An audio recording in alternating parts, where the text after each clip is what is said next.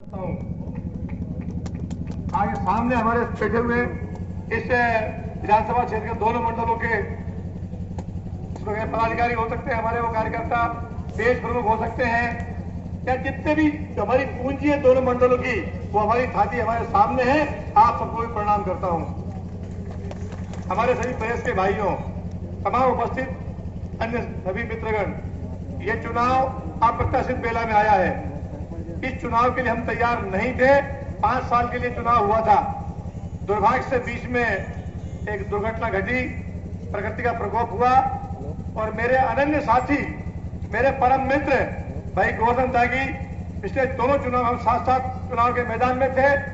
अचानक प्रकृति का प्रकोप हुआ और मेरा वो मित्र साथी भाई गोवर्धन त्यागी परमात्मा ने अपने पास बुला लिया। मुझे अत्यंत खेद है, अत्यंत दुख है मेरी आत्मा को। ये नहीं होना चाहिए था, लेकिन घटना घट गई। दुर्भाग्य से इस घटना में हमें चुनाव में जाना पड़ा। प्रदेश में 27 सीटों का चुनाव था, 28 सीट ब्यावरा उसमें जुड़ गई। लेकिन साथियों, संवैधानिक व्यवस्था है, 6 माह में चुनाव होना था। सीट रिक्ति से चुनाव की बेला हमारे सामने आई। माननीय मुख्यमंत्री जी आपसे चर्चा करने के लिए उपस्थित हैं। मैं चूंकि आपका प्रत्याशी हूं, मुझे पार्टी ने इस हेतु नियुक्त किया है। मेरे सभी साथीगण, सभी जिले अभी आश्वस्त किया, भाई बद्रीलाल जी, जसवंत जी, भाई दिलवर जी, हमारे जिले के अध्यक्ष जी, तमाम नेतागण, जगदीश जी, नारायण सिंह सादराखेड़ी जी, राम नारायण जी, मान सिंह जी और पीछे पूरी पंक्ति, सारे बैठे हुए लोग जो है, सबका एक सुर में, एक आवाज में केवल और केवल कमल का फूल विजय हो, इस बात का संकल्प हम ले चुके हैं। और कोई विषय नहीं है। भारतीय जनता पार्टी के साथियों, दूसरे लोग अंदाजा लगाते होंगे, कई लोग पढ़ते हैं, सुनते हैं, लिखते हैं, भाजपा में फूट पड़ रही है, भाजपा में दरार आ गई है, भाजपा को नुकसान हो सकता है। साथियों, लेकिन ये बात केवल कपोल कल्पना है। कांग्रेस के लोगों के लिए ये जुमला हो सकता है, लेकिन भारतीय जनता पार्टी के लिए एक मुष्टिया के समान है। कोई हमारी पार्टी में दरार नहीं डाल सकता है। हम एक दूसरे का सम्मान से, हम एक दूसरे को सम्मान देकर काम करते हैं, जीते मरते हैं। ये पार्टी परिवार है साथियों। ये पार्टी केवल सत्ता के लिए पार्टी नहीं है, हम परिवार भाव से काम करते हैं। आप सब लोगों के बीच में पार्टी मुझे फिर से प्रत्याशी रूप में उतारा है।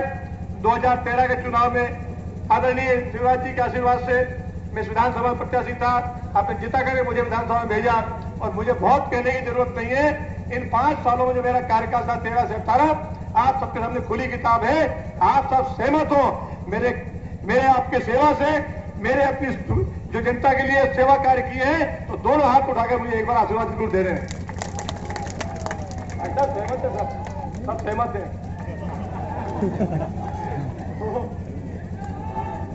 तो जो टूटी फूटी में सेवा कर सका, मैंने प्रयास किया रात दिन परिश्रम करके, और उसका श्रेय मुझे नहीं, मेरे नेता शिवराज सिंह चौहान जी को है। एक बार सम्मान में जोरदार तालियां।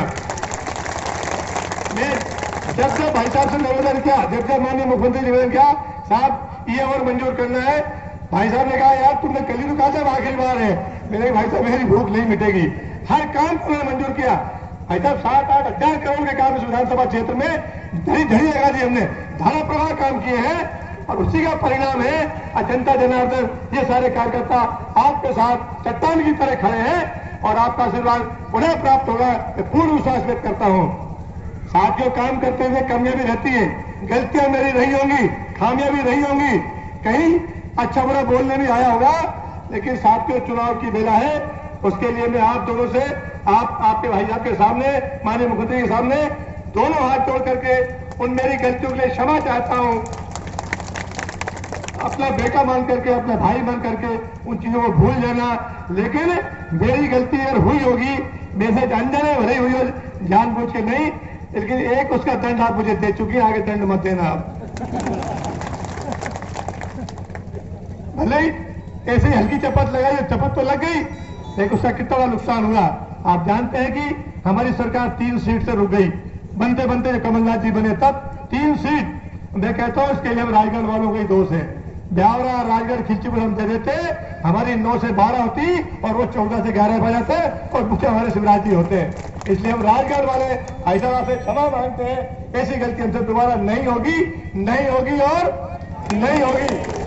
आप सबसे पुनः प्रार्थना के साथ आने वाली 3 तारीख के दिन भारतीय जनता पार्टी के कमल के फूल पर जोरदार ढंग से अपनी उंगली को दबाइए बटन के ऊपर, और 10 तारीख को कमल खिलेगा। और शिवराज जी की कुर्सी में और 27-28 चांद लग जाएंगे। इसके कारण हमारी 3 साल सरकार अखंड तक चलेगी और प्रदेश की सेवा बहाल होगी। आप सबके बीच में हमें आदरणीय शिवराज जी को सुनना है, बहुत कुछ बातें करनी है, फिर करेंगे। आपके बीच में हूं, बहुत बहुत धन्यवाद। भारत माता की जय।